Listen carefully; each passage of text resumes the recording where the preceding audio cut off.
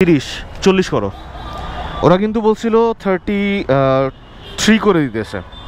এইটার breaking period হচ্ছে 1600 kilo. Test কর কি করো। Just look at the sunset. Actually পুরো স্মেল, এখানকার পুরো স্মেল গ্রাম গ্রাম টাইপের। স্কারলেটের সার্ভিসের পর থেকে কিছু ইস্যু পাচ্ছি, সেগুলো ব্যাপারে আজকে কথা বলবো। আর আজকে বেসিকলি যাচ্ছি হচ্ছে মাইলেজ বানানোর জন্য, কারণ ব্রেকিং পিরিয়ডটা তাড়াতাড়ি ভাঙাইতে হবে। So it's গনা be a short ride of 20 কিলোজ, up ডাউনে হয়তো বা 40 কিলোর মতো হবে। আজকে আমার এই রাইড পার্টনার হচ্ছে আমার বোন নিশা। ও রেডি হচ্ছে, রেডি হয়ে বেরোচ্ছে। যাক, চলে আসছে, খুব একটা বেশি লেট হয়নি, 5 মিনিটের মতো লেট হয়েছে। গোপ্রো নাটকে আমি না বিমোহিত, মানে এত গ্লিচি সফটওয়্যার, আনএক্সপেক্টেড। বাট ঠিক আছে, বিসমিল্লাহির রহমানির রহিম। তো ফার্স্টেই বলে নিই কোথায় যাচ্ছি। আমরা দুই ভাই বোনে মিলে মিষ্টি খেতে যেতেছি নীলা মার্কেটে। এই নীলা মার্কেটে বা 300 ফিটে যাওয়ার রিজনটা হচ্ছে হলো দুইটা। এক নম্বর হচ্ছে বাইকের মাইলেজটা বাড়ানো, আর 2 নম্বর হচ্ছে দুই ভাই বোনে মিলে মিষ্টি খাবো, রাইট?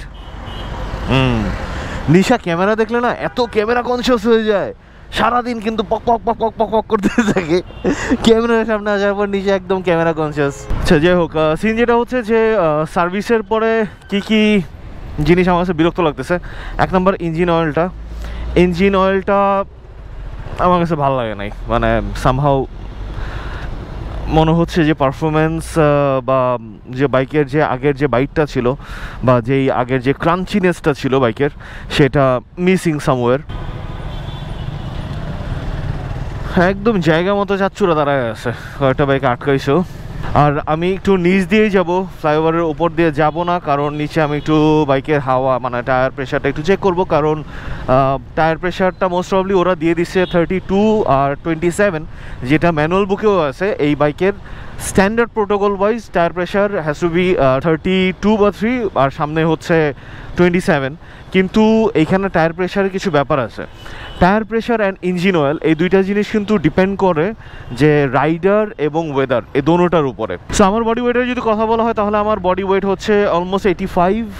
তো আমার বডি ওয়েট অনুযায়ী দ্য টায়ার প্রেশার ইজ লো।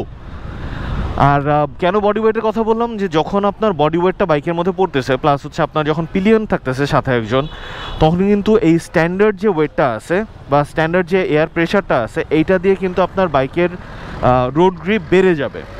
হ্যাঁ, তাতে একটা জিনিস ভালো পাবেন, সেটা হচ্ছে ব্রেকিং ভালো পাবেন, কিন্তু আপনার গাড়ি ফার্স্ট অফ অল ভাগবে না। 2 নম্বর হচ্ছে এই যে ইচ্ছাকৃত, দেখছেন তো কাহিনীটা কী করলো, মানে এক বাস আরেক বাসে যাত্রী নেওয়ার জন্য সুন্দর চাপ মেরে আটকাই দিল।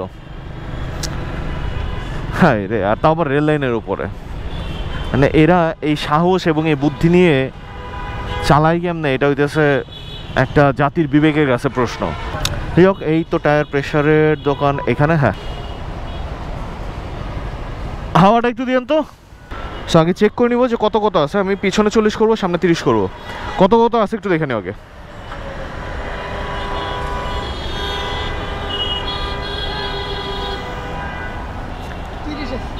তিরিশ 40 করো। ওরা কিন্তু বলছিল 33 করে দিতেছে, তার মানে পিএসআইতে 2 কম আসছে বা 3 কম আসছে।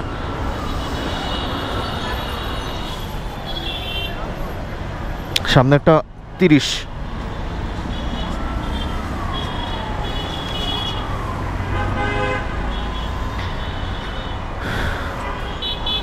কত আছে? হ্যাঁ, 30 না? সার্ভিস সেন্টার থেকে কিন্তু বলছিল যে আমার পেছনের টায়ারের প্রেশার আছে 32, মানে ওরা যখন লাস্ট চেক করে হাওয়া দিয়ে দিছিল তখন বলছিল 32 বা 3 আছে। এখন চেক করে দেখা হলো যে সামনেও 30 ছিল, পিছনেও 30 ছিল। সো এই যে সার্ভিস সেন্টারের এই যে ব্যাপারগুলো আছে, এগুলো একটু আমার কাছে মনে হয়েছে যে না, it should be improved. So service সেন্টারে এই জিনিসগুলো ঠিক করা উচিত, আই গেস। তো আজকে টায়ার প্রেশার 40 করলাম পেছনে, এখন দেখা যাক এটা হাউ ডাজ ইট ওয়ার্ক।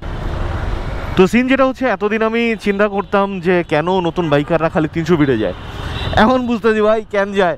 বাইকের ব্রেক-ইন ভাঙানোর জন্য। উঠতে দিলে কই যায় আমি বুঝলাম না। সিএনজিরা এত ইম্পালসিভ, মানে ও যে কোন দিকে যাবে আর কোন দিকে যাবে না, ও জন্মের পর থেকে মনে হয় জানে না। মানে দে আর সো ইম্পালসিভ, মানে ওদের চালানো দেখলে না ভয়ই লাগে এক পর্যায়ে। এই যে আরেক ইম্পালসিভ মানুষজন, বাস। আর এটা কি বাস, মানে এটা কি বাস স্ট্যান্ড? যেমন হচ্ছে হলো বাসওয়ালাদের দোষ, তেমন আমাদের যাত্রীদেরও কিন্তু দোষ আছে। মানে যেখানে সেখানে দ্বারা আমরা এক্সপেক্ট করি যে আমাদের বাস নিয়ে যাবে। বাইকের ব্রেকিং সম্বন্ধে আজকে একটু কথা বলি না? হ্যাঁ, কথা বলা উচিত। সো এর আগে আমি হিরোর একটা বাইক চালাইতাম, এখন সুজুকি চালাই বা আমার স্কারলেটকে চালাই। তো ব্রেকিং সম্বন্ধে আমার যে সমস্ত আইডিয়া রাইডিংয়ের এবং কি পড়ালেখার পরে, মানে পড়ালেখা বলতে অবভিয়াসলি আমাকে, মানে আমি কোনো একটা জিনিস করার আগে বা অবভিয়াসলি কোনো জিনিস ট্রাই করার আগে আমি এটার ব্যাপারে একটু মানে জ্ঞান আহরণ করার চেষ্টা করি। একদম স্ট্রেট কথা যদি বলি, জ্ঞান আহরণ খুব বেশি শুদ্ধ বাংলা হয়ে গেল। মানে একটু নলেজ গ্যাদার করাটা বেটার যে কোনো জিনিস। ইনফ্যাক্ট এটা আমাদের করা উচিত। যে প্রত্যেকটা বাইকের কিন্তু ব্রেকিং পিরিয়ড সেম না। আমাদের মধ্যে একটা ভুল ধারণা আছে যে বাইকের ব্রেকিং পিরিয়ড মানেই হচ্ছে 2000 kilo 3000 kilo, which is not. বাইকের ব্রেকিং পিরিয়ড আপনারা যদি ম্যানুয়ালেও দেখবেন যে এক একটা বাইকের ব্রেকিং পিরিয়ড এক এক রকম, বা ডিফারেন্ট কিলোমিটারে গিয়ে ব্রেকিং পিরিয়ড শেষ হয়। যেমন স্কারলেটের কথা যদি বলি, মানে সুজুকি জিক্সার মনোটনের কথা যদি বলি, এইটার ব্রেকিং পিরিয়ড হচ্ছে 1600 কিলো। 1600 কিলো পর্যন্ত আপনারা যে ইঞ্জিন অয়েলটা আছে এইটা র্যাপিডলি চেঞ্জ করেন, তাতে বাইকটা ভালো থাকবে। আরপিএম এর যে ব্যাপারটা আছে, যেমন আমার ক্ষেত্রে 5000 আরপিএম বাইধা দেওয়া, যে 5000 আরপিএম এর উপরে চালানোটা উচিত না।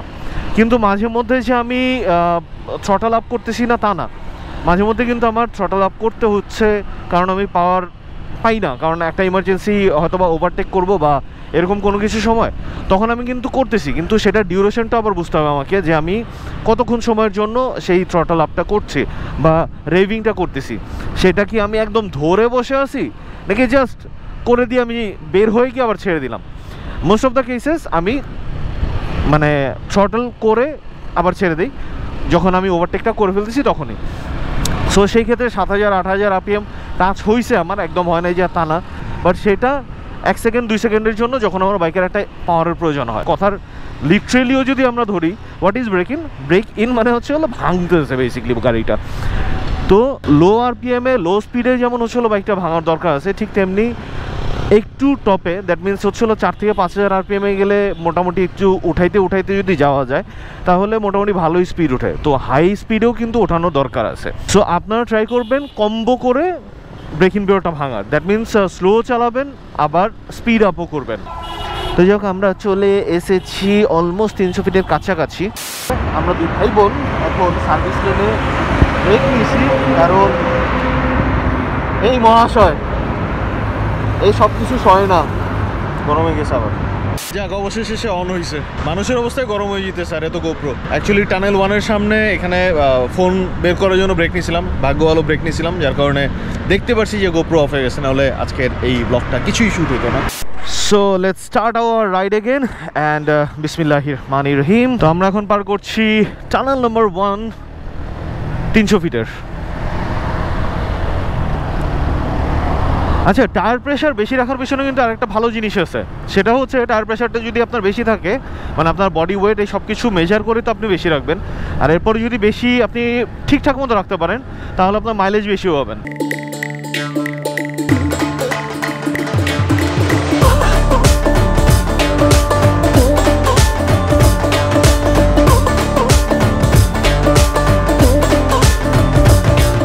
আমরা ঢুকে গেছি নীলা মার্কেটের রোডে, বহুত কষ্ট করে বের করছি।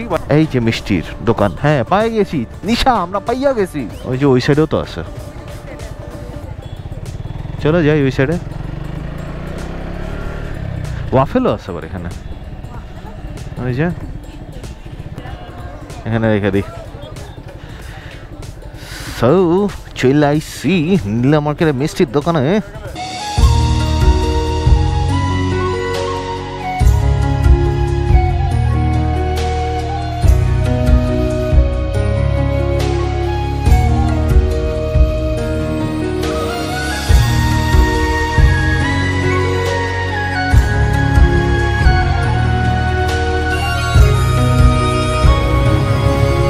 ট্রাই করো,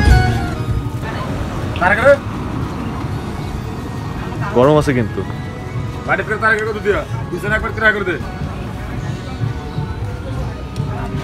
কেমন মজা?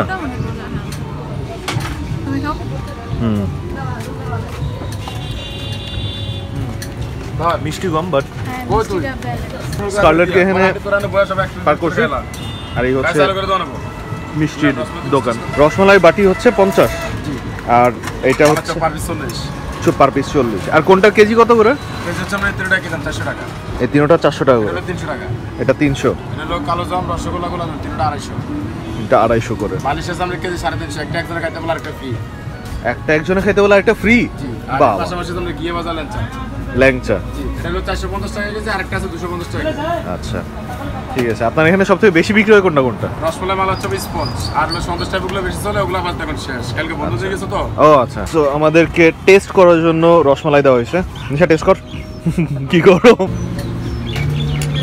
পুরো মধ্যে বের জন্য নিশার কাছে মালাই চপটা বেশি মজা লাগছে।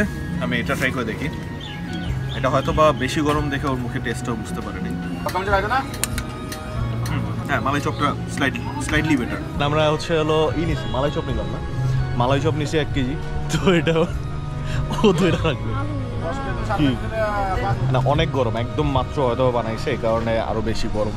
Just look at the sunset and পাশে একটা, এটা মনে হয় তুরাগে গিয়ে মিশছে এই পার্টটা, মানে এই নদী নাকি খাল? এটা নদী হবে, খাল হবে না। সানসেট হচ্ছে, লেটস এনজয় দ্য সানসেট।